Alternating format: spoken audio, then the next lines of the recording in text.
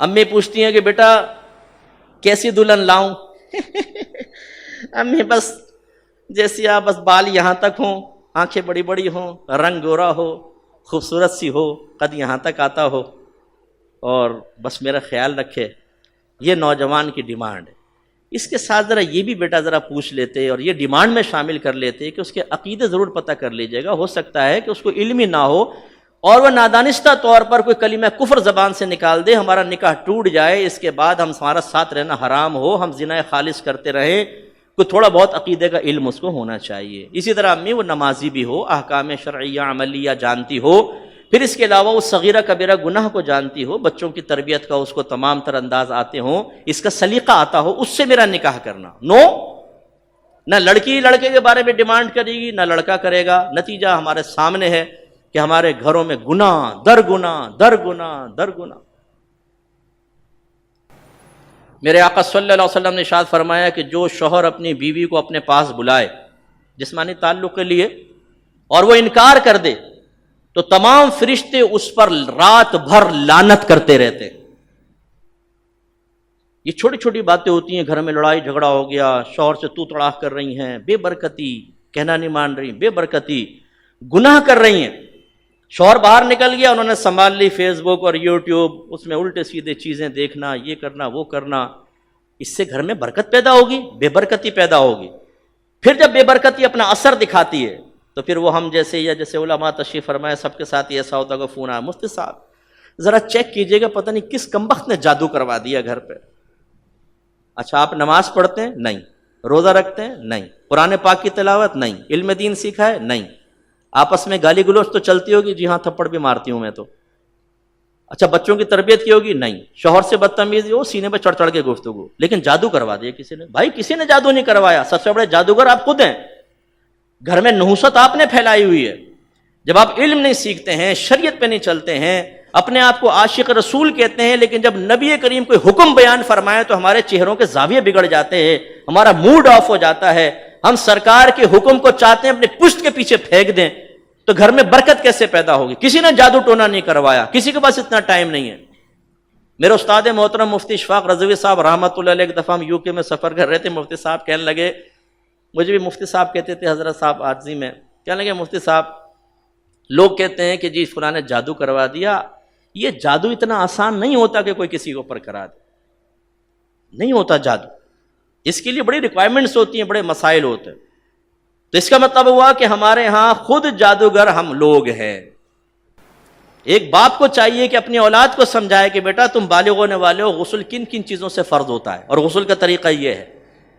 English movies دیکھ دیکھ کر جسمانی تعلقات کے بارے میں کہ کیا لیمیٹیشنز ہیں وہ پتہ ہی نہیں ہوتی نوجوانوں کو، سیکھتے تو ہیں نہیں، کیا کیا گناہ ہو رہے ہیں گھروں کے اندر میاں بیوی کے تعلقات کے بارے میں، وہ پھر ہم سے پوچھئے کہ کیسے کیسے معاملات ہوتے ہیں۔ اس میں شرم آتی ہے، نہ بچے کو خود سکھا سکتے ہیں، نہ کسی ایسی جگہ بھیجتے ہیں کہ بچہ سیکھ سکے یہ چیزیں۔ حالت حیض میں اگر شوہر اپنی بیوی سے جسمانی تعلق قائم کرے تو یہ مکروہ تحریمی ہے، بعضوں نے تو حرام قطعی لکھا ہے کیونکہ قرآن کی نص سے تو حرام ہے، اور اس سے اگر کوئی بچہ اس وتی سے پیدا ہوتا ہے تو ولد الحرام ہوگا۔ کتنے نوجوان ایسے جن کو پتہ ہی نہیں کہ حالت حیض میں اگر زوجہ ہو تو اس کے جسم کے کتنے حصے سے نفع حاصل کرنا جائز ہے اور کتنے کا نہیں۔ اب جب ہم ان میں اس میں حد پھلانگتے ہیں، لمیٹیشن کراس کرتے ہیں تو گھر میں بے برکتی پیدا ہوتی۔ بیوی پڑی سو رہی ہے، خر خر خراٹے لے رہی ہے ساری رات میں، تھک گئی ہوں جی میں اس لیے فجر کی نماز نہیں پڑھ رہی، کوئی تیوری پہ بل نہیں آتے، بھائی اٹھو نماز پڑھو، گھر میں بے برکتی اور نحوست ہوگی۔ تو معذرت کے ساتھ کتنے ہم میں ایسے بیٹھے ہوں گے کہ جنہوں نے کئی مہینے سے فجر کی نماز نہیں پڑھی، کتنے ایسے بیٹھے ہوں گے جن کے کئی سال تک گھر میں قرآن نہیں کھلا ہے یا اس نے خود نہیں کھولا ہے، فرصت ہی نہیں۔ سیکھیے خدا را، اصلاح کیجئے، احکام شرعیہ عملیہ سیکھیے، اپنے بچوں کو سکھائیے، اس طرح گناہوں کے تو لڑکی سے شادی کریں تو خدا را ذرا اس کا بھی خیال کر لیں۔ میرے آقا صلی اللہ علیہ وسلم فرماتے ہیں کہ عورت سے 4 وجوہات کی بنا پر نکاح کیا جاتا ہے، ایک اس کا نسب یعنی خاندان، حسن و جمال، مال و دولت، اور نیک سیرتی۔ سرکار نے فرمایا تم نیک سیرت بیوی کو اختیار کرو۔ ایک روایت میں فرمایا کہ دنیا کا مال و متاع سب، یہ جتنا مال و متاع ہے سب دنیا ہے، فضول، سوائے نیک بیوی کے، اور ایک روایت میں سوائے نیک شوہر کے. یہ بہت بڑی نعمت ہے. تو ہماری بچیاں بھی اپنے خواب میں، اپنے تصوراتی دنیا میں فلمیں دیکھ دیکھ کر کے ہیرو کا تصور قائم کر لیتی ہیں. لہٰذا ایک نیک پرہیزگار نوجوان کی فوٹو سامنے رکھیں، اور ایک یہ یوں کر کے کھڑا ہوا ہے، پف نکال کے، سگریٹ ہاتھ میں، منہ ٹیڑھا کر کے، یہ کچھ اچھا لگ رہا ہے. دیندار کو نہیں. ایک نوجوان نے ابھی دبئی سے مجھے میسیج کیا، مفتی صاحب 30 سال کی عمر ہو گئی ہے، داڑھی کی وجہ سے کوئی رشتہ ہی نہیں آتا، کیا میں ایسا کر سکتا ہوں کہ تھوڑا داڑھی صاف کروا دوں، جب نکاح ہو جائے پھر کر لوں؟ اور میں نے کہا بھائی خدا کا خوف کر. پھر اس کو سارا سمجھایا کہ بیٹا اگر داڑھی والے سب کے سب غیر شادی شدہ ہوتے تو میرے 4 بچے ہیں، سب کی شادی ہو جاتی ہے. یہ تم خیال ذہن میں ڈالا ہو کہ داڑھی رکاوٹ ہے. شاید کسی نے کہا بھی ہوگا، اسی سے اس کا احساس پیدا ہوا نا، لیکن ہوگی. تو ہمارے جو نوجوان بیچارے دیندار قسم کے ہوتے ہیں انہیں ریجیکٹ کر دیا جاتا ہے. جو ہماری بچیاں پردہ کرتی ہوں، نماز پڑھتی ہوں، خاندان والے کہتے ہیں نہیں بھائی یہ برقعے والی بچی نہیں چاہیے، ہمیں تو ایسی لڑکی چاہیے. بڑی معذرت کے ساتھ میں لفظ کہہ رہا ہوں کہ جو بال کھول کر غیر مردوں کے پاس سامنے آئے، میک اپ کرے تو شوہر کے علاوہ سارے اس کو دیکھتے رہیں اور اس کے بارے میں گندا سوچے، گندی بات کریں، گندے کمنٹس پاس کریں، ایسی بہو چاہیے ہمیں. اور نکمے ترین شوہر میں نے دیکھے ہیں، نکمے ترین. اگر زوجہ بیچاری برقع کرنا چاہتی ہے، وہ حرام نہیں کرنا چاہتی، تو یہ شوہر زبردستی کرتے ہیں. ایک بہن نے کہا میرا شوہر کہتا ہے میرے دوست گھر پر آئے ان کے سامنے بلا پردہ بیٹھو، کیونکہ جب میں جاتا ہوں ان کی بیویاں بھی میرے سامنے بیٹھتی ہیں.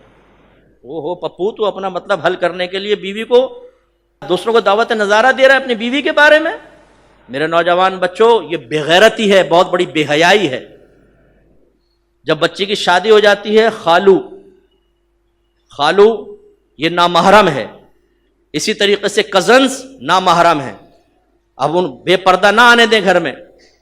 لڑکی کو پردے کے ساتھ ان سے گفتگو کی اجازت ہے، اپنا پورا جسم کور کرے، کم از کم اسکارف، چلو ٹکلی کھول لے، اس کی پھر بھی گنجائش نکلتی ہے، نقاب کرے اور اپنے آپ کو مکمل چھپائے پھر بھی ہے. لیکن بعض خاندانوں کے معاملات بہت سخت ہوتے ہیں کہ اس میں پھر دین پر ایسا طنز کرتے ہیں کہ معاملات پھر آہستہ سنبھالنے کے لیے بتدریج. لیکن یہ تو کم از کم ہو اور تنہائی میں کبھی نہ ملے.